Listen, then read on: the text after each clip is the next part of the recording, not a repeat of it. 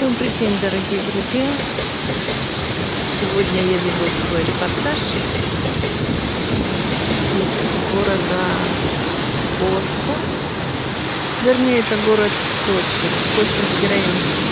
Мне очень нравится Поста. Я сюда приезжаю уже пятый, шестой или седьмой раз. Со счета сбилась.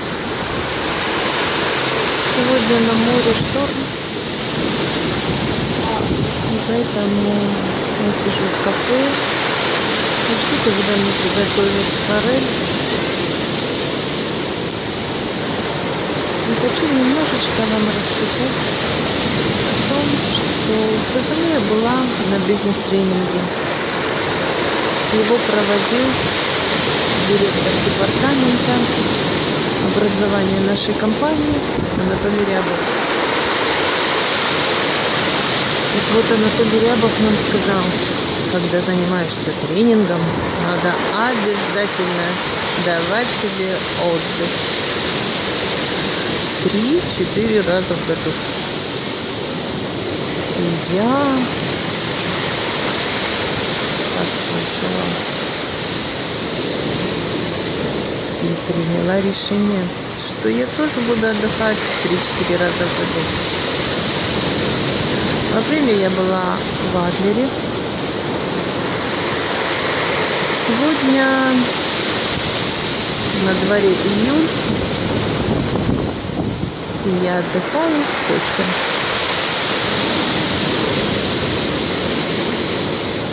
Замечательный городок, Черноморский курорт. Море не штормит, и поэтому никто не купается. Но есть возможность просто посидеть на берегу моря, в уютном кафе.